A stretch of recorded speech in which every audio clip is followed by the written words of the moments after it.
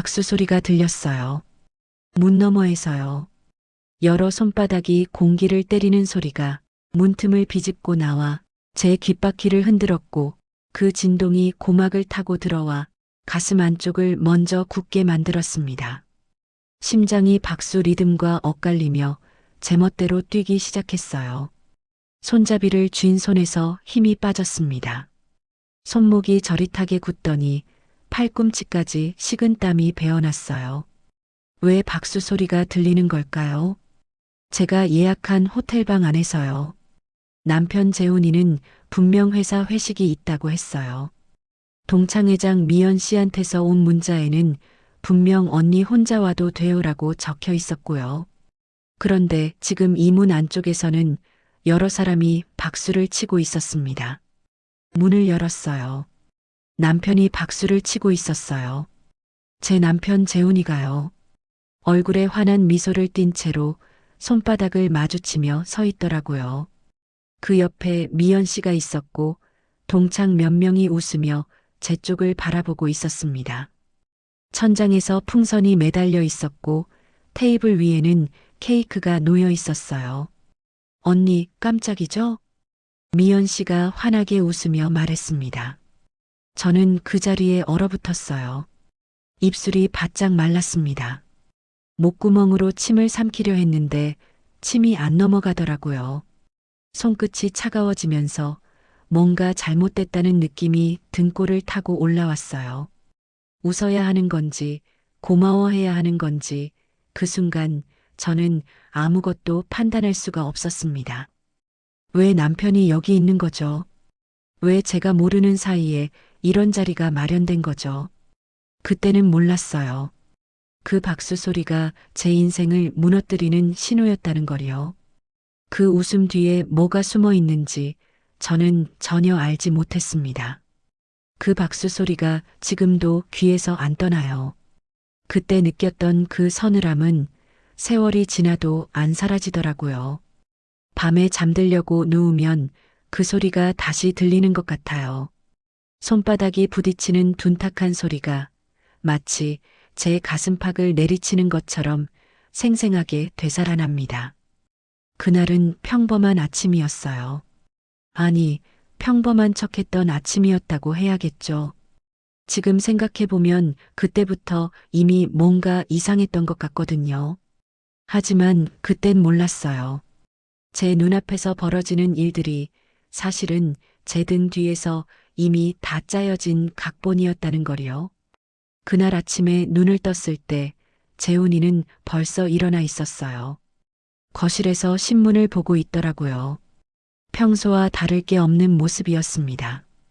저는 부엌으로 가서 물을 한 잔 마셨어요. 창밖으로 아침 햇살이 들어왔고 냉장고에서 나는 윙윙 소리만 조용히 들렸습니다. 오늘 회식 있다고 했죠? 제가 물었어요. 재훈이는 신문에서 눈을 떼지 않은 채 대답했습니다. 응, 저녁 늦게 끝날 것 같아.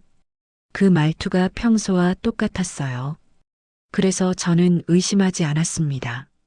사람이 거짓말을 할 때도 이렇게 자연스러울 수 있다는 걸 그땐 몰랐거든요. 오전 10시쯤 미연 씨한테서 문자가 왔어요. 언니, 오늘 저녁 우리 동창들 모임 있어요. 리버사이드 호텔 스카이라운지에서 7시예요. 언니 혼자 와도 돼요. 얼굴 좀 보자고요. 리버사이드 호텔이라니. 꽤 비싼 곳이잖아요. 저는 잠깐 망설였어요. 옷장을 열어보니 마땅히 입고 갈 만한 옷이 없더라고요. 베이지색 니트 가디건이랑 검정 슬랙스가 그나마 괜찮아 보였습니다. 거울 앞에 서서 옷을 입어봤어요. 거울 속 제 얼굴이 좀 지쳐 보였어요. 60이 살이라는 나이가 그날따라 유독 무겁게 느껴졌습니다. 눈밑이 처지고 입꼬리에 주름이 생긴 제 모습이요. 언제부터 이렇게 늙어버린 걸까요? 그런 생각을 하다가 고개를 저었어요. 오늘은 그냥 가볍게 동창들이나 만나고 오는 날이잖아요. 괜히 쓸데없는 생각을 할 필요 없다고 스스로를 다독였습니다. 오후 4시쯤 재훈이가 먼저 집을 나섰어요. 다녀올게. 늦게 들어올 테니까 먼저 자. 그렇게 말하고는 문을 닫았습니다. 문이 닫히는 소리가 생각보다 크게 들렸어요. 둔탁한 진동이 현관 바닥을 타고 거실까지 퍼져왔고 그 떨림이 제 발바닥을 살짝 간지렸습니다. 별것 아닌 소리였는데 왜인지 그날따라 신경이 쓰였어요. 저는 소파에 앉아서 시간을 보냈습니다. 텔레비전을 켰다가 껐다가 했어요. 집안이 너무 조용했습니다. 시계 초침 소리가 똑딱똑딱 들렸고 냉장고가 가끔 웅웅 소리를 냈어요. 평소엔 신경도 안 쓰던 소리들이 그날따라 유독 크게 들리더라고요. 6시 반쯤 저는 옷을 갈아입고 집을 나섰습니다. 택시를 탔어요. 리버사이드 호텔까지는 30분 정도 걸렸습니다. 창밖으로 저녁 풍경이 흘러갔어요. 거리에는 퇴근하는 사람들이 바쁘게 걸어가고 있었고 가게 불빛들이 하나둘 켜지기 시작했습니다. 저는 핸드백을 무릎 위에 올려놓고 손으로 꼭 쥐고 있었어요. 왜 긴장이 되는 걸까요? 그냥 동창 모임인데. 별거 아닌데. 그런데 손바닥에서 땀이 났어요. 제 나이에 이런 얘기하기 참 부끄럽지만 그때 저는 이상하게 불안했습니다. 뭔가 잘못될 것 같은 설명할 수 없는 예감 같은 게 가슴 한쪽을 짓눌렀어요. 호텔에 도착했어요. 로비로 들어서니 높은 천장과 샹들리에가 눈에 들어왔습니다. 바닥은 대리석이었고 사람들이 소곤소곤 이야기를 나누고 있었어요. 저는 엘리베이터를 타고 18층으로 올라갔습니다. 엘리베이터 안이 냉방이 3개 나왔어요. 찬 공기가 목덜미를 타고 등줄기로 스며들었습니다. 어깨가 움츠러들었고 팔에 소름이 돋았어요. 숫자가 올라가는 걸 보면서 저는 계속 핸드백 끈을 만지작거렸습니다. 18층에서 문이 열렸어요. 복도로 나섰습니다. 복도는 조용했어요. 두꺼운 카펫이 깔려 있었고 벽에는 은은한 조명이 켜져 있었습니다. 제 발걸음 소리가 카펫 섬유를 누르며 둔탁한 압력을 만들어냈어요. 그 진동이 발바닥에서 무릎으로, 무릎에서 허벅지로 전달됐습니다. 종아리 근육이 굳었어요. 발목에서 식은땀이 배어났습니다. 스카이라운지 표시가 보였어요. 화살표를 따라 복도 끝으로 걸어갔습니다. 멀리서 웅성거리는 소리가 들렸어요. 사람들이 대화하는 소리 같았습니다. 한 걸음씩 다가갈수록 그 소리가 점점 커졌어요. 그런데 갑자기 박수 소리가 들렸습니다. 문 바로 앞에 섰을 때였어요. 여러 사람이 동시에 박수를 치는 소리가 문틈을 타고 흘러나왔습니다. 여러 손바닥이 공기를 때리는 연속적인 충격파가 제 귓바퀴로 쏟아져 들어왔고 그 진동이 고막을 넘어 가슴 안쪽까지 파고들었어요. 심장이 박수 리듬과 엇갈리며 뛰기 시작했습니다. 손잡이를 잡으려고 손을 뻗었는데 손에 힘이 안 들어갔어요. 손목이 저릿하게 굳더니 팔꿈치까지 식은땀이 흘러내렸습니다. 숨을 한번 크게 들이쉬었어요. 그리고 문을 열었습니다. 남편이 박수를 치고 있었어요. 그 순간이 제 인생이 무너지기 시작한 순간이었습니다. 생일 축하드려요. 동창들이 일제히 소리쳤어요. 그제야 정신이 들었습니다. 오늘이 제 생일이었구나. 맞아요, 제 생일이었어요. 근데 저는 까맣게 잊고 있었거든요. 요즘 생일이 뭐 그리 대수롭나 싶었고 그냥 지나가는 날 중 하나려니 했는데 이렇게 깜짝 파티를 준비했다니. 미연 씨가 제 손을 잡고 안으로 끌어당겼어요. 언니 놀랐죠? 우리가 몰래 준비했어요. 얼굴에 환한 미소를 띤 채로 말했습니다. 동창 5명이 박수를 치며 저를 맞아줬어요. 테이블 위에는 크림 케이크가 놓여 있었고 초가 꽂혀 있었습니다. 풍선이 천장에 매달려 있었고 샴페인 병이 얼음통 안에 담겨 있었어요. 남편 재훈이가 다가왔습니다. 축하해, 당신. 그렇게 말하며 어깨를 툭 쳤어요. 제 몸이 살짝 흔들렸습니다. 저는 입술을 떼려고 했는데 뭐라고 말해야 할지 몰랐어요. 고맙다고 해야 하나. 근데 왜 이렇게 어색한 걸까요? 입안이 바짝 말랐습니다. 고마워요. 겨우 그렇게 말했어요. 동창들이 웃으며 자리에 앉았습니다. 미연 씨가 케이크에 불을 붙였어요. 작은 불꽃이 초 끝에서 흔들렸습니다. 어두워진 방 안에서 그 불빛만 제 얼굴을 비췄어요. 소원 빌고 불어요, 언니. 저는 눈을 감았습니다. 무슨 소원을 빌어야 할까요? 그때 머릿속이 하얘졌어요. 아무 생각도 나지 않았습니다. 그냥 빨리 이 자리가 끝났으면 좋겠다는 생각만 들었어요. 숨을 들이쉬고 후 하고 불었습니다. 불이 꺼졌어요. 박수 소리가 다시 터졌습니다. 그 소리가 귓속으로 쏟아져 들어왔고 머리가 멍해졌어요. 웃어야 한다는 걸 알았습니다. 입꼬리를 억지로 올렸어요. 근데 제 얼굴 근육이 제대로 안 움직이는 것 같았습니다. 미연 씨가 케이크를 잘랐어요. 하얀 크림이 칼에 묻어났습니다. 접시에 한 조각씩 담아서 나눠줬어요. 저도 한 조각을 받았습니다. 포크로 한 입 먹었어요. 달콤한 맛이 혀끝에 닿았지만 입안에서 씹히는 느낌이 이상했습니다.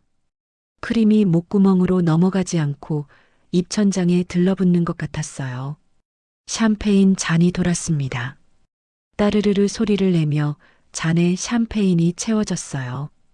기포가 올라오는 게 보였습니다.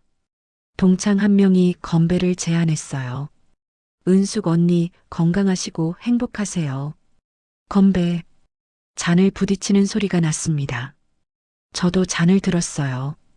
입술에 갖다 댔는데 차가운 액체가 입안으로 들어왔습니다. 톡 쏘는 느낌이 목구멍을 타고 내려갔어요. 파티가 한창일 때였어요. 미연 씨가 제 옆으로 다가왔습니다. 제 팔을 살짝 잡더니 귓가에 대고 작게 말했어요. 언니, 잠깐 얘기 좀 해요. 저를 거실 한쪽 구석으로 데려갔습니다. 다른 동창들은 케이크를 먹으며 떠들고 있었어요. 재훈이는 소파에 앉아서 동창들과 이야기를 나누고 있었고요. 미연 씨가 제 손을 꼭 잡았어요. 언니 덕분이에요. 정말 고마워요. 그렇게 말했습니다. 저는 미연 씨 얼굴을 봤어요. 환하게 웃고 있었습니다. 근데 그 미소가 왜인지 어색하게 느껴졌어요. 눈은 웃고 있는데 뭔가 말하지 않은 게 있는 것 같았습니다.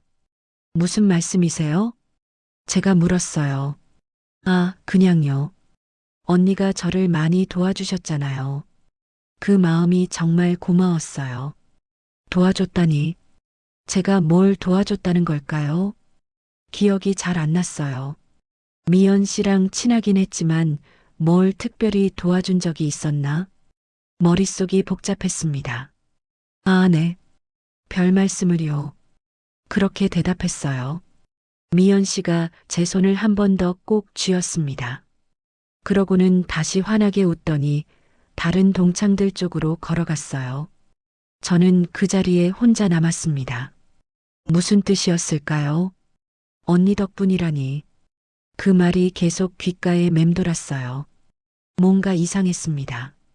도와준 게 뭔지도 모르는데 고맙다는 말을 들으니까 오히려 불안해졌어요.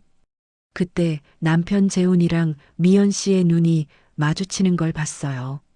재훈이가 미연 씨를 힐끗 쳐다봤고 미연 씨가 고개를 살짝 끄덕였습니다. 찰나의 순간이었어요. 근데 그 눈빛 교환이 제 눈에 들어왔습니다. 둘이 무슨 신호를 주고받는 것 같았어요. 가슴이 답답해졌습니다. 무슨 일이 벌어지고 있는 걸까요? 제가 모르는 사이에 뭔가 진행되고 있는 것 같았어요. 손바닥에서 땀이 났습니다. 1시간쯤 지났을 때 저는 슬슬 집에 가고 싶었어요. 피곤했거든요. 케이크도 먹었고, 샴페인도 마셨고, 동창들이랑 이야기도 나눴고, 이제 그만 일어나도 될 것 같았습니다. 자기야, 우리 이제 가자. 재훈이한테 말했어요. 근데 재훈이가 고개를 저었습니다. 조금만 더 있다 가자. 오랜만에 만났는데. 그렇게 말하더니 다시 동창들한테로 갔어요. 저는 소파에 그대로 앉아 있었습니다. 시계를 봤어요. 밤 9시가 넘었습니다. 왜 더 있어야 하는 걸까요? 회식이 있다며 먼저 나간 사람이 재훈이었잖아요. 근데 왜 여기 있는 걸까요? 그리고 왜 더 머물고 싶어 하는 걸까요? 이해가 안 됐어요. 재훈이가 유독 미연 씨 눈치를 보는 것 같았어요. 미연 씨가 웃으면 재훈이도 따라 웃었고, 미연 씨가 말하면 재훈이가 고개를 끄덕였습니다. 마치 미연 씨한테 허락을 받아야 하는 것처럼 보였어요. 뭔가 이상했습니다.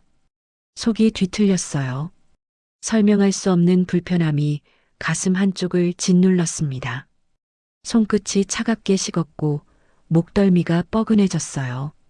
자기야, 나 먼저 갈게. 다시 말했어요. 재훈이가 돌아봤습니다. 그래, 그럼 먼저 가. 나는 조금만 더 있다가 갈게. 별로 아쉬운 표정도 아니었어요. 그냥 그러라는 듯이 말하고는 다시 동창들한테로 고개를 돌렸습니다. 저는 자리에서 일어났어요. 미연 씨한테 인사를 했습니다. 오늘 고마웠어요. 먼저 갈게요. 언니, 조심히 들어가세요. 정말 와주셔서 고마워요. 미연 씨가 제 손을 꼭 쥐었어요. 그리고 한 번 더 말했습니다. 언니가 없었으면 안 됐을 거예요. 정말요. 그 말이 무슨 뜻인지 몰랐지만 저는 그냥 웃으며 고개를 끄덕였어요. 그리고 호텔방을 나왔습니다. 집에 돌아왔을 때는 밤 10시였어요. 현관문을 열고 들어섰습니다. 집안이 조용했어요. 불을 켰습니다. 거실이 텅 비어 있었고 시계 초침 소리만 또각또각 들렸습니다. 소파에 앉았어요. 핸드백을 무릎 위에 올려놓고 한참 멍하니 있었습니다. 오늘 무슨 일이 있었던 걸까요? 깜짝 파티였어요. 동창들이 제 생일을 축하해줬고 케이크도 먹었고 샴페인도 마셨고 고마운 일이잖아요. 그런데 왜 이렇게 찝찝한 걸까요? 미연 씨의 말이 계속 귓가에 맴돌았어요. 언니 덕분이에요. 무슨 덕분이라는 걸까요? 제가 뭘 했다는 걸까요? 아무리 생각해도 기억이 나지 않았습니다. 그리고 남편이 이상했어요. 회식이 있다고 거짓말을 했어요. 근데 왜 호텔에 있었던 걸까요? 미연 씨가 미리 짜고 불렀나? 그럴 수도 있겠죠. 깜짝 파티니까. 근데 왜 제가 먼저 가겠다고 했을 때 그렇게 담담하게 보냈을까요? 평소 같았으면 같이 가자고 했을 텐데. 잠들기 전까지 계속 생각이 났어요. 침대에 누워서도 천장을 바라보며 곰곰이 따져봤습니다. 미연 씨와 재훈이가 눈빛을 주고받던 순간이 자꾸 떠올랐어요. 둘이 무슨 얘기를 나눴던 걸까요? 제가 모르는 사이예요. 참, 제가 뭔가 놓치고 있는 건 아닐까. 그런 생각이 스쳤어요. 근데 뭘 놓쳤는지는 모르겠더라고요. 그냥 막연한 불안감만 가슴 한쪽에 남았습니다. 눈을 감았어요. 그때는 그저 기분 좋은 깜짝 파티인 줄만 알았어요. 그 웃음 뒤에 뭐가 숨어 있는지 몰랐죠. 제가 얼마나 순진했는지 그때는 전혀 몰랐습니다. 내가 뭘 놓치고 있는 건 아닐까? 그런 생각이 자꾸만 머릿속을 맴돌았어요. 미연 씨가 입술을 깨물었어요. 파티 이후로 저는 계속 찝찝한 기분을 떨쳐낼 수가 없었습니다. 미연 씨의 말이 자꾸 생각났거든요. 언니 덕분이에요라는 그 말이요. 무슨 덕분이었는지, 도대체 뭘 도와줬다는 건지 아무리 생각해도 모르겠더라고요. 그날은 금요일 오후였어요. 재훈이는 회사에 나갔고 저는 집에서 청소를 하고 있었습니다. 거실을 쓸고 부엌을 닦고 침실 이불을 털었어요. 그러다가 서재로 들어갔습니다. 서재는 평소에 잘 안 들어가는 곳이에요. 재훈이가 가끔 책을 읽거나 서류 작업을 하는 공간이었거든요. 책장에 먼지가 쌓여 있었습니다. 저는 걸레를 들고 책장을 닦기 시작했어요. 책 사이에서 뭔가 튀어나와 있는 게 보였어요. 흰색 봉투였습니다. 책과 책 사이에 끼워져 있었는데 귀퉁이가 삐죽 나와 있더라고요. 무심코 그걸 빼냈어요. 봉투가 두툼했습니다. 무게가 느껴졌어요. 뭐가 들어있는 걸까? 궁금했습니다. 봉투 겉면에는 아무것도 쓰여 있지 않았어요. 그냥 하얀 봉투였습니다. 열어봤어요. 안에서 종이 뭉치가 나왔습니다. 통장 사본이었어요. 은행 로고가 찍혀 있고 계좌번호가 적혀 있었습니다. 제 이름이 적혀 있더라고요. 제 이름으로 된 통장이었어요. 근데 기억이 안 났어요. 이런 통장을 만든 적이 없었거든요. 저는 통장이 2개밖에 없어요. 하나는 생활비 통장이고 하나는 저축 통장이에요. 그런데 이건 처음 보는 통장이었습니다. 계좌 내역을 봤어요. 잔액이 아니었습니다. 대출이었어요. 대출금이 5천만 원이라고 적혀 있었습니다. 5천만 원이요. 제 이름으로요. 손에서 종이가 떨어질 뻔했어요. 심장이 쿵 하고 내려앉는 느낌이 들었습니다. 가슴이 답답해졌어요. 숨을 쉬려고 했는데 공기가 제대로 들어오지 않는 것 같았습니다. 종이를 넘겼어요. 넘기는 소리가 귓가에서 크게 울렸습니다. 종이 섬유가 서로 마찰하며 내는 바스락거리는 소리가 손목을 타고 팔꿈치로 전달됐어요. 손끝이 차갑게 식었습니다. 눈앞이 흐려지더니 귓속에서 이명이 들렸어요. 대출 날짜를 확인했습니다. 3년 전이었어요. 3년 전에 제 이름으로 5천만 원을 대출받은 거였습니다. 근데 저는 전혀 모르는 일이었어요. 어떻게 된 거죠? 제 이름으로 제가 모르는 사이에 이렇게 큰 돈을 빌렸다는 게 말이 돼요? 손이 떨렸습니다. 종이를 쥔 손가락에 힘이 들어갔어요. 종이가 구겨졌습니다. 앉아야 할 것 같았어요. 다리에 힘이 빠졌거든요. 서재 의자에 털썩 주저앉았습니다.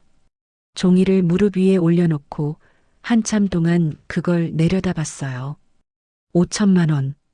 제 이름으로. 3년 전. 이게 대체 무슨 일인가요? 전화를 걸어야겠다고 생각했어요. 딸한테요. 수진이한테. 수진이는 법률사무소에서 일해요. 변호사는 아니지만 법률 지식이 있어요. 이런 일이 생겼을 때 어떻게 해야 하는지 물어봐야겠다고 생각했습니다. 손이 떨려서 전화기를 제대로 잡을 수가 없었어요. 몇 번 만에 수진이 번호를 눌렀습니다. 신호음이 울렸어요. 1번, 2번, 3번. 수진이가 받았습니다. 엄마, 왜요? 수진아, 지금 시간 있어? 네, 왜요? 무슨 일 있어요? 목소리가 떨렸어요. 침을 삼켰습니다. 엄마가 지금 좀 이상한 걸 발견했어. 집에 올 수 있어? 무슨 일인데요? 괜찮아요? 전화로 설명하기 어려워. 일단 와줄래? 수진이가 잠깐 망설이다가 대답했어요. 알겠어요. 1시간 후에 갈게요. 전화를 끊었습니다. 1시간이 너무 길게 느껴졌어요. 저는 거실 소파에 앉아서 통장 사본을 계속 들여다봤습니다.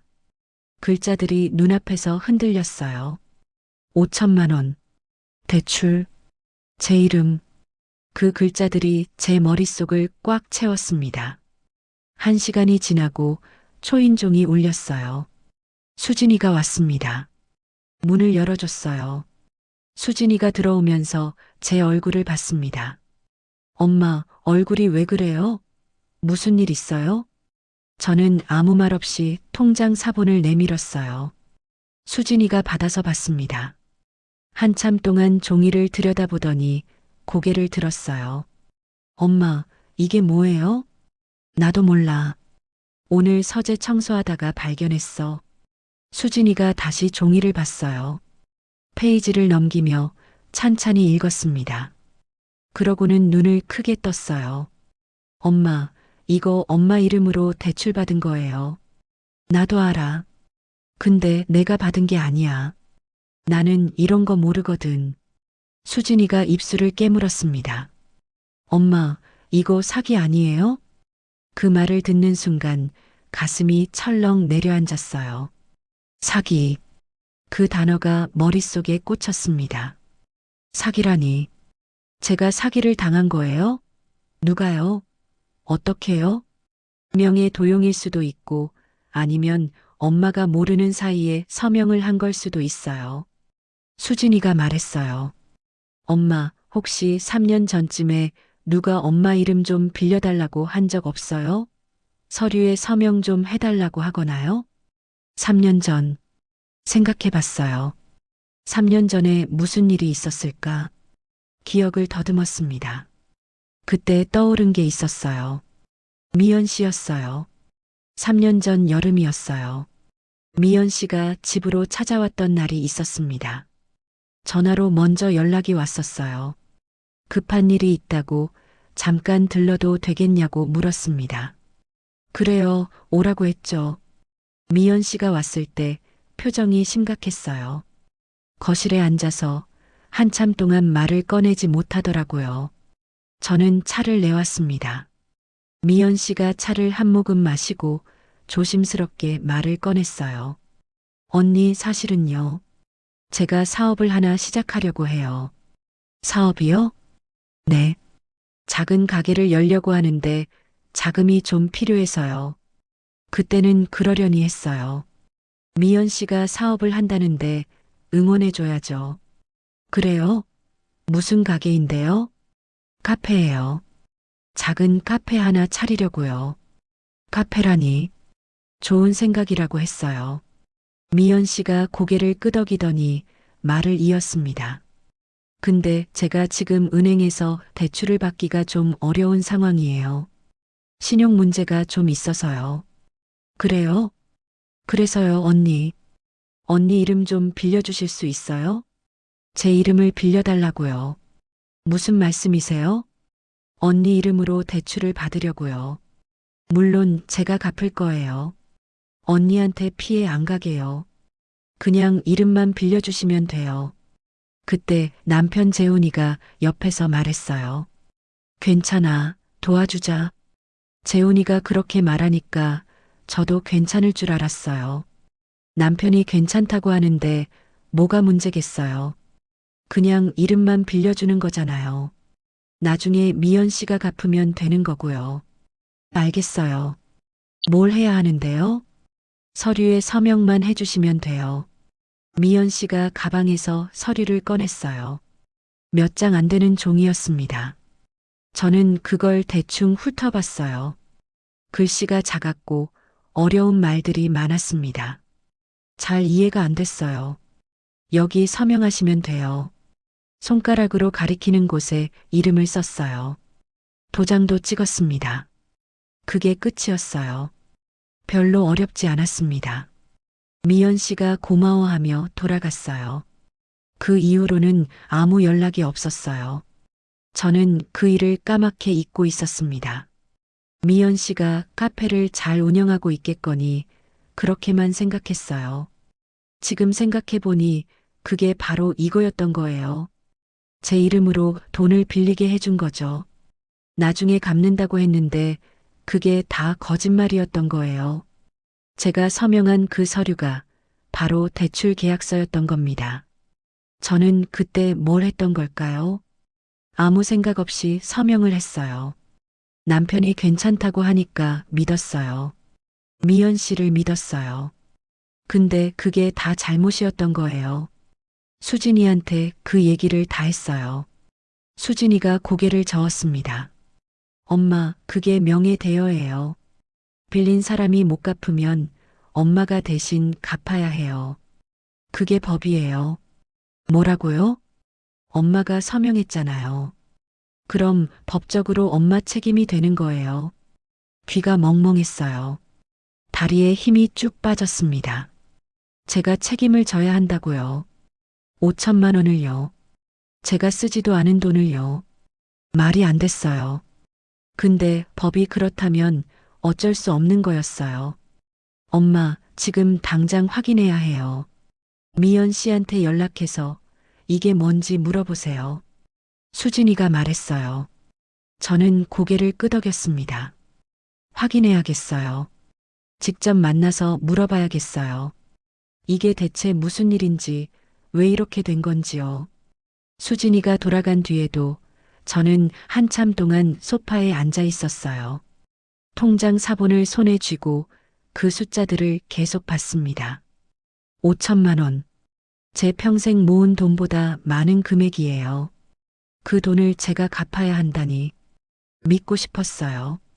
남편이 설마 저한테 그럴 리 없다고, 미연 씨가 설마 저를 속일 리 없다고. 근데 그 통장 숫자는 거짓말을 하지 않더라고요. 거기 적힌 숫자는 냉정하고 명확했습니다. 내일 미연 씨한테 연락하기로 했어요. 직접 만나서 얘기해야겠어요. 이 통장 사본을 보여주고 설명을 들어야겠습니다. 손이 떨렸어요. 가슴이 두근거렸어요. 무서웠어요. 근데 알아야 했어요. 진실이 뭔지요. 다음 날 아침 미연 씨한테 전화를 걸었어요. 한참을 망설였습니다. 손가락이 번호 위에서 떨렸어요. 통화 버튼을 누르기까지 몇 분이 걸렸는지 모르겠어요. 신호음이 울렸습니다. 미연 씨가 받지 않았어요. 한 번, 두 번, 세 번. 계속 전화했지만 받지 않았습니다. 문자를 보냈어요. 미연 씨, 급한 일이 있어요. 연락 주세요. 답장이 없었어요. 기다릴 수가 없었습니다. 직접 찾아가야겠다고 생각했어요. 미연 씨 집 주소는 알고 있었어요. 예전에 한번 놀러 간 적이 있었거든요. 옷을 갈아입었습니다. 거울을 봤어요. 제 얼굴이 창백했습니다. 눈 밑에 다크서클이 생겼더라고요. 어젯밤에 잠을 제대로 못 잤거든요. 계속 생각이 나서요. 집을 나섰어요. 버스를 탔습니다. 창밖 풍경이 스쳐 지나갔지만 아무것도 눈에 들어오지 않았어요. 머릿속이 복잡했습니다. 뭐라고 말해야 할까? 어떻게 물어봐야 할까? 생각이 꼬리를 물었어요. 30분쯤 지나서 미연 씨네 아파트 앞에 도착했어요. 아파트 현관을 지나 엘리베이터를 탔습니다. 15층 버튼을 눌렀어요. 엘리베이터가 올라가는 동안 제 심장도 같이 올라가는 것 같았습니다. 가슴이 두근거렸어요. 손바닥에서 땀이 났습니다. 15층에서 내렸어요. 복도를 걸었습니다. 천천히 한 걸음씩. 미연 씨네 집 문 앞에 섰어요. 초인종을 누르려고 손을 뻗었는데 손가락이 떨렸습니다. 숨을 한 번 크게 들이쉬었어요. 그리고 초인종을 눌렀습니다. 한참을 기다렸어요. 안에서 인기척이 들렸습니다. 발소리가 가까워지더니 문이 열렸어요. 미연 씨가 나왔습니다. 표정이 굳어 있었어요. 저를 보더니 잠깐 당황하는 기색이 보였습니다. 근데 금방 웃음을 지었어요. 언니, 갑자기 웬일이세요? 미연 씨, 할 얘기가 있어요. 아, 네. 들어오세요. 마지못해 문을 열어줬어요. 저는 현관을 지나 거실로 들어갔습니다. 거실이 깔끔하게 정돈돼 있었어요. 소파에 앉으라고 했습니다. 저는 소파 끝에 앉았어요. 미연 씨가 마주 앉았습니다. 무슨 일이세요? 직접 말해야 했어요. 돌려 말할 수가 없었습니다. 미연 씨, 저 이거 발견했어요. 핸드백에서 통장 사본을 꺼냈습니다. 테이블 위에 펼쳐 놓았어요. 미연 씨가 그걸 봤어요. 얼굴이 하얗게 변했습니다. 미연 씨가 입술을 깨물었어요. 한참 동안 아무 말도 하지 않았습니다. 그냥 통장 사본을 내려다보고 있었어요. 저도 말이 안 나왔습니다. 둘 다 침묵했어요. 거실이 너무 조용했습니다. 시계 소리만 째깍째깍 들렸어요. 창밖에서 차 지나가는 소리가 희미하게 들렸습니다. 그 소리들이 귓속으로 크게 울렸어요. 제 시선이 테이블 위로 갔어요. 테이블 한쪽에 서류 뭉치가 놓여 있었습니다. 파일 몇 개가 쌓여 있었고 그 위에 종이들이 펼쳐져 있었어요. 무심코 그쪽을 봤는데 뭔가 눈에 익은 글자가 보였습니다. 제 이름이었어요. 제 이름이 적힌 서류가 거기 있었어요. 심장이 쿵 하고 내려앉았습니다. 몸이 저절로 움직였어요. 일어나서 테이블 쪽으로 다가갔습니다. 언니 그거. 미연 씨가 말리려고 했지만 이미 늦었어요. 저는 서류를 집어들었습니다. 손이 떨렸어요. 손끝에서 차가운 기운이 올라왔습니다. 팔뚝이 굳었고 어깨가 움츠러들었어요. 숨이 가빠졌습니다. 명예 대여 계약서. 그렇게 적혀 있었어요. 제 이름이 크게 박혀 있었고 도장이 찍혀 있었습니다. 그 도장이 제 도장이었어요. 제가 찍은 거였어요. 종이를 넘겼어요.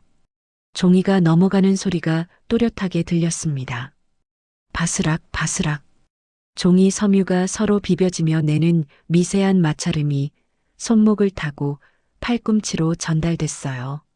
손가락 끝이 저리고 손등에서 핏기가 빠져나가는 느낌이 들었습니다. 연대 보증이라고 적혀 있었어요.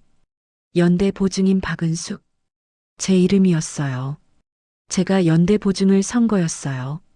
눈앞이 캄캄해졌습니다. 귓속에서 웅웅 소리가 났어요. 다리에 힘이 빠졌습니다. 이게 뭔가요? 빌린 사람이 못 갚으면 제가 대신 갚아야 한다는 뜻이더라고요. 제가 서명한 게 바로 그거였어요. 저는 그때 그걸 몰랐어요. 그냥 이름만 빌려주는 줄 알았어요. 미연 씨가 일어났어요. 언니 그거. 제가 돌아봤습니다. 이게 뭐예요? 목소리가 떨렸어요. 제 목소리가 제 것 같지 않았습니다. 미연 씨가 대답을 못했어요. 입술만 달싹거릴 뿐이었습니다. 저는 계약서를 꼭 쥐고 물었어요. 미연 씨, 제가 연대 보증을 섰다는 게 무슨 말이에요? 5천만 원을 제가 갚아야 한다는 거예요? 언니 그게. 대답해 주세요. 미연 씨가 고개를 떨구었어요. 언니도 알고 서명했잖아요. 그 말을 듣는 순간 머리끝까지 화가 치밀었어요. 알고 서명했다고요? 저는 몰랐어요. 아무것도 몰랐어요. 그냥 이름만 빌려주는 줄 알았다고요. 전 몰랐어요. 이게 뭔지도 모르고 서명한 거예요. 하지만 언니가 서명했잖아요. 도장도 찍었고요. 말이 막혔어요. 맞아요. 제가 서명했어요. 제가 도장을 찍었어요. 근데 그게 이런 뜻인 줄은 몰랐어요. 이렇게 큰일이 될 줄은 몰랐다고요. 미연 씨가 핸드폰을 꺼냈어요. 누구한테 전화를 거는 것 같았습니다. 저는 그 모습을 멍하니 봤어요. 여보세요, 재훈 씨. 지금 은숙 언니가 여기 왔어요. 빨리 와주세요. 재훈이한테 전화를 한 거였어요. 남편한테요. 왜 남편한테 전화를 하는 거죠? 이게 대체 무슨 상황인가요? 30분쯤 지나서 초인종이 울렸어요. 미연 씨가 문을 열었습니다. 재훈이가 들어왔어요. 숨을 헐떡이고 있었습니다. 급하게 온 것 같았어요. 당신 왜 여기 와 있어? 재훈이가 저한테 물었어요. 저는 계약서를 들어보였습니다. 이게 뭐예요? 재훈이가 계약서를 봤어요. 얼굴이 굳었습니다. 그게. 대답해 주세요. 이게 뭐냐고요. 재훈이가 미연 씨를 쳐다봤어요. 미연 씨도 재훈이를 봤습니다. 둘이 눈빛을 주고받았어요. 서로 책임을 떠넘기려는 듯한 눈빛이었습니다. 말해요. 제가 소리쳤어요. 목소리가 거실에 울렸습니다. 제 자신도 놀랐어요. 제가 이렇게 큰 소리를 낼 줄 몰랐거든요. 재훈이가 무릎을 꿇었어요. 바닥에 털썩 주저앉더니 고개를 숙였습니다. 미안해. 그렇게 말했어요. 미안하다고요. 미안하다는 말로 끝낼 일이 아니잖아요. 제 인생이 걸린 문제예요. 5천만 원이에요. 근데 미안하다고만 하면 되는 거예요? 미안하다는 말로 되는 게 아니에요. 설명해 주세요. 이게 대체 무슨 일이에요? 재훈이가 고개를 들었어요. 눈이 충혈돼 있었습니다. 미연 씨가 사업을 시작한다고 해서 도와주려고 했어. 근데 미연 씨 신용이 안 좋아서 대출을 받을 수가 없었어. 그래서요? 그래서 당신 이름으로 대출을 받았어. 나중에 갚으려고 했어. 나중에 갚으려고 했다고요. 그럼 왜 지금까지 안 갚은 거예요? 재훈이가 입을 다물었어요. 미연 씨가 대신 말했습니다. 사업이 안 됐어요. 카페를 열었는데 손님이 안 왔어요. 몇 달 버티다가 결국 문을 닫았어요. 그럼 지금 그 돈은요? 못 갚았어요. 머리가 하얘졌어요. 못 갚았다고요. 5천만 원을요. 그럼 그 돈은 누가 갚아요? 저요? 지금 그 빚이 얼마예요? 물었어요. 재훈이가 대답을 못했습니다. 미연 씨도 고개를 돌렸어요. 말해요. 8천만 원이요. 8천만 원. 5천만 원이 8천만 원으로 불어났어요. 이자가 붙어서요. 3년 동안요. 8천만 원. 그 숫자가 귓속에서 맴돌았어요. 8천만 원. 제가 어떻게 그 돈을 갚아요? 제 평생 모은 돈도 그것보다 적어요. 다리에 힘이 풀렸어요. 소파에 주저앉았습니다. 손에서 계약서가 떨어졌어요. 바닥에 펼쳐진 종이를 내려다봤습니다.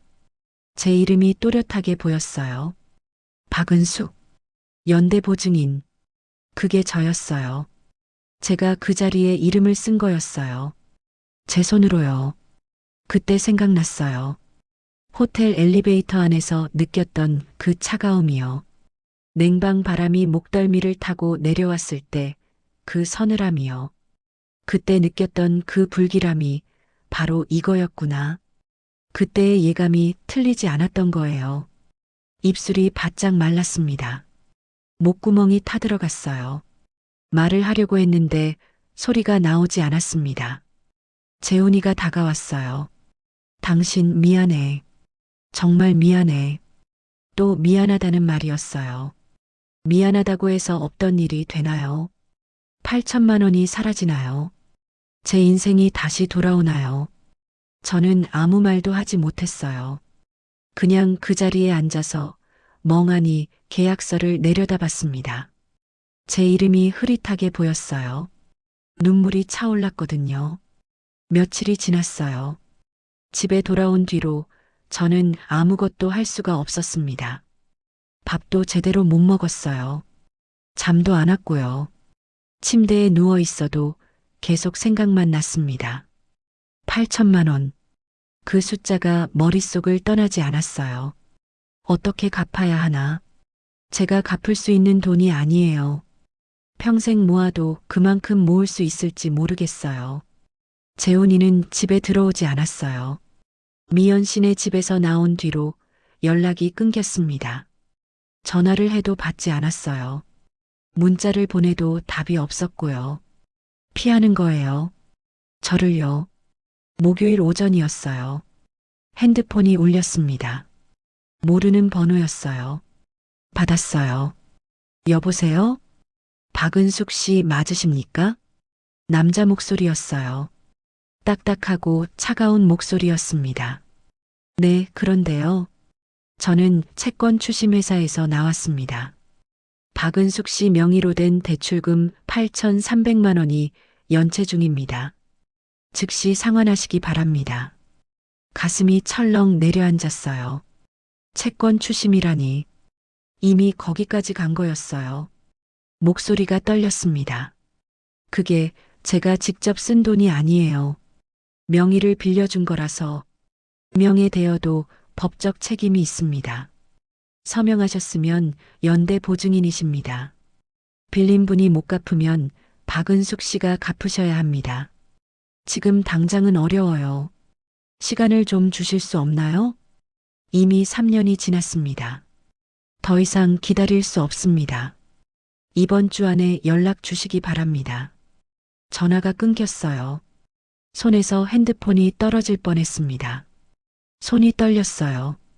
온몸이 부들부들 떨렸습니다. 숨이 막혔어요. 공기가 제대로 들어오지 않는 것 같았습니다. 8,300만 원. 이자가 더 붙었어요. 시간이 지날수록 늘어나는 거였어요. 빨리 갚지 않으면 더 불어날 거예요. 어떻게 해야 하죠? 저는 그 자리에 주저앉았어요. 거실 바닥에 털썩 앉아서 한참을 울었습니다. 소리내서 울지는 못했어요. 그냥 눈물만 흘렀어요. 눈물이 뺨을 타고 흘러내려 턱 끝에서 떨어졌습니다.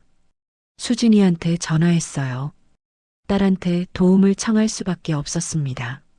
수진이가 아는 변호사가 있다고 했어요. 법률 상담을 받아보자고 했습니다. 다음 날 수진이랑 같이 법률사무소에 갔어요. 변호사가 저를 맞아줬습니다.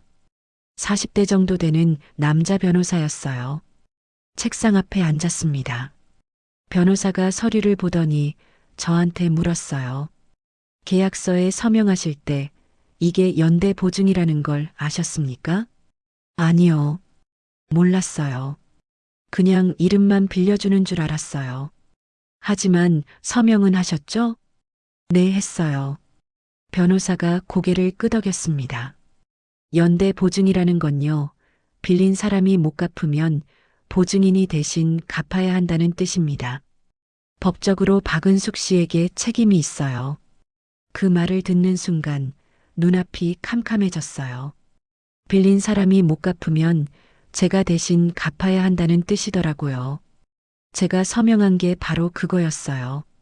저는 그때 그걸 몰랐어요. 아무도 설명해 주지 않았어요. 그럼 제가 다 갚아야 하는 건가요? 법적으로는 그렇습니다. 하지만 사기 혐의로 고소할 수는 있어요. 상대방이 의도적으로 속였다는 증거가 있으면요. 증거요? 네. 예를 들어 상대방이 갚을 의사가 전혀 없었다는 걸 증명할 수 있는 문자나 녹음 같은 거요. 그런 게 있을까요? 없었어요. 저는 그냥 믿었을 뿐이에요. 미연 씨를 믿었고 남편을 믿었어요. 증거 같은 걸 남길 생각은 하지 못했어요. 지금이라도 상대방과 합의를 시도해 보세요. 분할 상환이라도 하겠다고 약속을 받으면 조금은 나아질 수 있어요. 변호사가 말했습니다. 합의. 미연 씨랑 재훈이랑 합의를 해야 한다는 거예요. 얼굴도 보기 싫은데 다시 만나야 한다는 거예요. 알겠습니다. 겨우 그렇게 대답했어요. 법률사무소를 나왔을 때 다리에 힘이 없었어요. 수진이가 제 팔을 붙잡아줬습니다. 엄마, 괜찮아요? 응, 괜찮아. 괜찮을 리가 없었어요. 근데 괜찮다고 말할 수밖에 없었습니다. 딸한테 걱정 끼치고 싶지 않았어요. 집에 돌아와서 미연 씨한테 문자를 보냈어요. 만나서 얘기합시다. 카페에서요. 1시간 뒤에 답장이 왔어요. 알겠어요. 내일 3시에 역 앞 카페로 올게요. 재훈이한테도 문자를 보냈습니다. 내일 3시 역 앞 카페. 나와요. 답장은 없었어요. 근데 읽음 표시가 떴습니다. 본 거예요. 다음 날 저는 아침부터 준비했어요. 서류를 챙겼습니다.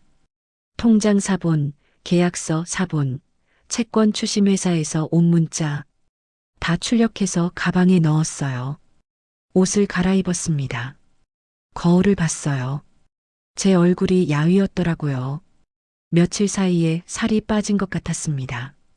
눈밑이 푹 꺼졌고 입술에 핏기가 없었어요. 2시 45분에 집을 나섰어요. 카페까지는 걸어서 10분이었습니다. 천천히 걸었어요. 가슴이 두근거렸습니다. 손이 차갑게 식었어요. 카페에 도착했어요. 안으로 들어갔습니다. 구석자리에 앉았어요. 창가 쪽이었습니다. 밖을 내다봤어요. 사람들이 오가고 있었습니다. 3시가 됐어요. 미연 씨가 들어왔습니다. 저를 보더니 다가왔어요. 의자에 앉았습니다. 표정이 굳어 있었어요. 언니, 재훈이는요? 곧 올 거예요. 10분쯤 지나서 재훈이가 왔어요. 숨을 헐떡이며 들어왔습니다. 제 맞은편에 앉았어요. 셋이 마주 앉았습니다. 아무도 말을 꺼내지 않았어요. 침묵이 흘렀습니다. 카페 안에서 커피 머신 돌아가는 소리만 들렸어요. 저는 가방에서 서류를 꺼냈습니다. 테이블 위에 펼쳐놓았어요. 통장 사본, 계약서, 독촉 문자 다 보여줬습니다. 이거 보세요. 차분하게 말하려고 했어요. 목소리를 가다듬었습니다. 제 명의로 8,300만 원 빚이 있어요. 채권 추심 회사에서 연락이 왔어요. 당장 갚으라고요. 미연 씨가 고개를 숙였어요. 재훈이는 서류를 보지도 않았습니다. 어떻게 할 건가요? 이 돈 누가 갚아요? 언니, 저도 힘들어요. 사업도 망했고 지금 빚만 남았어요. 미연 씨가 말했어요. 그럼 제가 갚으라는 거예요? 언니도 서명했잖아요. 그 말을 듣는 순간 가슴이 뜨겁게 달아올랐어요. 또 그 말이었어요. 서명했다는 말이요. 맞아요. 제가 서명했어요. 근데 그게 이런 뜻인 줄은 몰랐다고요. 저는 몰랐어요. 이게 연대 보증인 줄 몰랐어요. 하지만 서명은 하셨잖아요. 재훈이가 끼어들었어요. 나도 피해자야. 미연 씨가 갚을 줄 알았지. 이렇게 될 줄 몰랐어. 피해자라고요. 남편이 지금 피해자라고 말하는 거예요. 저를 속여서 서명하게 만든 사람이요. 미연 씨가 말했어요. 언니, 당신도 서명했잖아요. 법적으로 책임 있어요. 그 순간이었어요. 손이 떨렸어요. 이제 더는 참을 수 없었죠. 이 사람들한테 제대로 말해야겠다는 생각밖에 안 났어요. 뭔가가 끊어지는 소리가 들렸어요. 제 안에서요. 그동안 꾹꾹 눌러왔던 무언가가 터져 나오려고 했습니다. 너. 제 입에서 그 말이 나왔어요. 미연 씨가 눈을 크게 떴습니다. 재훈이도 저를 봤어요. 너 지금 뭐라고 했어? 목소리가 차갑게 나왔어요. 제 목소리 같지 않았습니다. 언니. 언니는 무슨 언니야? 너희 둘이 나한테 한 짓 알아? 말이 쏟아져 나왔어요. 내 평생 모은 돈, 내 이름, 내 신용 다 가지고 놀았지? 이 인간들아. 테이블을 손으로 탁 쳤어요. 소리가 카페 안에 울렸습니다. 주변 사람들이 저를 쳐다봤어요. 근데 상관없었어요. 법적으로 책임 있다고? 좋아. 법대로 하자. 가방에서 녹음기를 꺼냈어요. 너희 둘이 나한테 한 말 다 녹음했다. 미연이 내가 사기쳤다는 것도, 재훈이 내가 공모했다는 것도 다 증거로 남겼어. 미연 씨 얼굴이 하얗게 변했어요. 언니, 그게 너 이제 그만 입 닥쳐. 목소리가 낮게 깔렸어요. 너희가 나를 얼마나 만만하게 봤는지 알아? 62살 먹은 늙은이라고 아무것도 모를 거라고 생각했지? 재훈이가 손을 뻗었어요. 당신 진정해. 손 치워. 너한테 당신 소리 들을 이유 없어. 재훈이 손을 뿌리쳤습니다. 이제 끝이야. 내가 끝까지 간다. 사기 혐의로 고소할 거야. 너희 둘 다. 일어섰어요. 서류를 집어들고 가방을 챙겼습니다. 미연 씨가 제 팔을 붙잡으려고 했어요. 언니, 제발. 뿌리쳤습니다. 손대지 마. 이제 너희한테 할 말 없어. 법정에서 보자. 카페 문을 열고 나왔어요. 밖으로 나오니까 찬 공기가 얼굴에 닿았습니다. 숨을 크게 들이쉬었어요. 가슴이 떨렸습니다. 온몸이 후들거렸어요. 근데 후련했어요. 드디어 말했어요. 드디어 쏟아냈어요. 그동안 참았던 모든 걸요. 이제 시작이에요. 진짜 싸움은 이제부터예요. 몇 달이 흘렀어요. 그동안 정신없이 바쁜 시간이었습니다. 변호사랑 계속 만났고 서류도 많이 준비했어요. 경찰서에도 갔습니다. 사기 혐의로 미연 씨를 고소했거든요. 쉽지 않았어요. 제 나이에 법정까지 가게 될 줄은 몰랐습니다.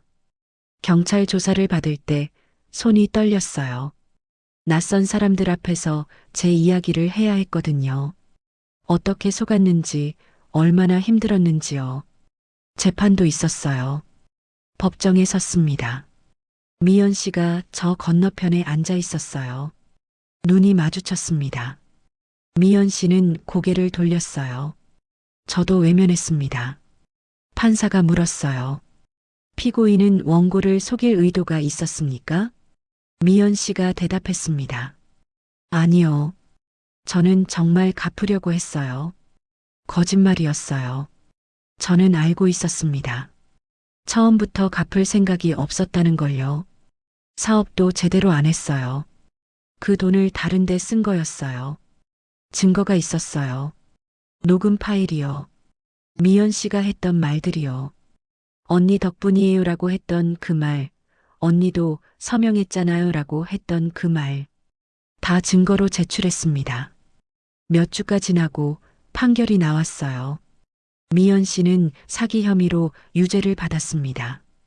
일부 배상 명령이 떨어졌어요. 전액은 아니었지만 3천만 원은 돌려받을 수 있게 됐습니다. 3천만 원, 8천만 원 중에서 3천만 원이요. 나머지는 제가 감당해야 했어요. 5천만 원이요. 그래도 조금은 나아진 거였어요. 재훈이랑은 이혼 협의를 시작했어요. 변호사를 통해서요. 직접 만나지는 않았습니다. 얼굴 보기 싫었거든요. 재산 분할도 했어요. 집은 팔기로 했고 그 돈으로 빚을 일부 갚았습니다. 몇 달간의 절차가 끝나고 나니까 지쳐 있었어요. 몸도 마음도요. 살이 많이 빠졌습니다. 거울을 볼 때마다 낯선 사람이 보였어요. 늙어 보였어요.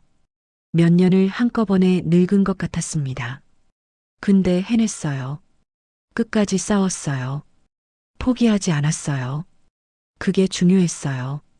수진이가 자주 찾아왔어요. 엄마, 괜찮아요?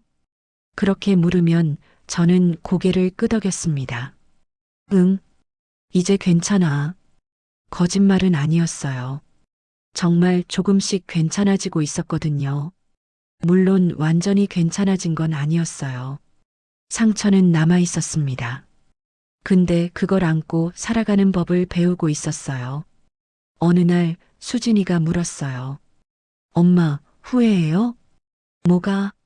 아빠랑 이혼한 거요. 한참 생각했어요. 후회하냐고요. 글쎄요. 후회는 안 해요. 그 사람이랑 더 이상 같이 살 수 없었어요. 믿음이 깨졌거든요.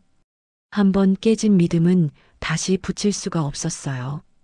후회는 안 해. 근데 슬프긴 해. 슬퍼요? 응.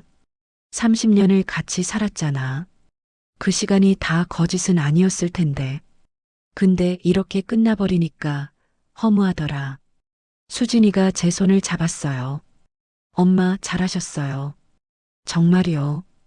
그 말을 듣는 순간 눈물이 났어요. 참으려고 했는데 눈물이 흘러내렸습니다. 수진이가 저를 안아줬어요. 따뜻했어요. 딸의 품이요. 이혼 정리를 하면서 집에 있던 짐들을 정리했어요. 오래된 물건들이 많았습니다. 30년 동안 모아둔 것들이요. 하나씩 꺼내서 봤어요. 결혼 앨범이 나왔어요. 먼지가 쌓여 있었습니다. 표지를 닦았어요. 앨범을 펼쳤습니다. 젊은 시절 제 모습이 보였어요. 하얀 웨딩드레스를 입고 웃고 있었어요. 재훈이도 웃고 있었어요. 둘 다 행복해 보였습니다. 그때는 정말 행복했어요. 앞으로 평생 같이 살 거라고 믿었어요. 서로를 사랑한다고 믿었어요. 언제부터 틀어진 걸까요? 언제부터 거짓말을 하기 시작한 걸까요? 미연 씨를 만나기 전부터였을까요? 아니면 그 이후였을까요? 모르겠어요. 이제는 알 필요도 없어요. 지나간 일이에요. 돌이킬 수 없는 일이고요. 앨범을 덮었어요. 상자에 넣었습니다. 그리고 창고 깊숙이 밀어 넣었어요. 이제 더 이상 꺼내보지 않을 거예요. 그 시간은 끝났으니까요. 새 아파트로 이사했어요. 작은 곳이었어요. 방 하나, 거실 하나. 혼자 살기엔 충분했습니다. 창문이 동쪽을 향해 있어서 아침에 햇살이 잘 들어왔어요. 짐을 풀었어요. 많지 않았습니다. 옷 몇 벌, 책 몇 권, 그릇 몇 개. 그게 다였어요. 30년을 살면서 모았던 것들 대부분은 버렸거든요. 새로 시작하는 거니까 필요 없는 건 다 정리했어요. 혼자 사는 삶에 적응하고 있었어요. 처음엔 어색했어요. 집에 저 혼자밖에 없다는 게요. 밥도 혼자 먹고 텔레비전도 혼자 보고 잠도 혼자 잤어요. 외로웠어요. 근데 익숙해지더라고요. 혼자 있는 게 나쁘지 않았어요. 아무한테도 눈치 안 보고 제가 하고 싶은 대로 할 수 있었어요. 자유로웠어요. 새로운 일을 찾아볼까 고민했어요. 62살인데 일을 할 수 있을까요? 모르겠어요. 근데 시도는 해봐야죠. 빚도 갚아야 하고 살아가려면 돈이 필요하니까요. 어느 날 거리를 걷고 있었어요. 동네 산책을 하다가 우연히 리버사이드 호텔 앞을 지나게 됐습니다. 그 호텔이었어요. 그날 박수 소리를 들었던 곳이요. 발걸음이 멈췄어요. 호텔 입구를 봤습니다. 사람들이 드나들고 있었어요. 누군가는 여행 가방을 끌고 들어가고 누군가는 웃으며 나왔어요. 그날이 떠올랐어요. 복도를 걸었던 것, 초인종을 눌렀던 것, 문을 열었던 것, 그리고 박수 소리요. 여러 손바닥이 부딪히는 소리가 제 귀로 쏟아져 들어왔던 그 순간이요. 그때는 몰랐어요. 그게 제 인생이 무너지는 신호인 줄이요. 그 웃음 뒤에 배신이 숨어 있는 줄이요. 그 친절한 얼굴들이 사실은 저를 속이고 있었다는 걸요. 근데 지금은 알아요. 다 알아요. 진실을 알았고 싸웠고 이겼어요. 완벽한 승리는 아니었지만 포기하지 않았어요. 끝까지 갔어요. 그 박수 소리는 이제 제 귀에서 사라졌어요. 더 이상 밤에 잠들 때 들리지 않아요. 더 이상 악몽으로 나타나지 않아요. 대신 제 발걸음 소리가 들리더라고요. 제가 걷는 소리요. 한 걸음 한 걸음. 앞으로 나아가는 소리요. 넘어졌지만 다시 일어선 사람의 발소리요. 그게 들려요. 제 안에서요. 호텔을 뒤로 하고 걸었어요. 돌아보지 않았습니다. 그냥 앞만 봤어요. 제 앞에 펼쳐진 길을 봤어요. 어디로 가는지는 모르겠어요. 근데 가고 있어요. 멈추지 않고요. 제가 다시 사람을 믿을 수 있을까요? 솔직히 모르겠어요. 쉽지 않을 것 같아요. 한번 무너진 신뢰는 다시 쌓기가 어렵거든요. 근데 시도는 해볼 거예요. 조금씩이요. 천천히요. 제 속도로요. 그게 제가 할 수 있는 전부니까요. 지금은요.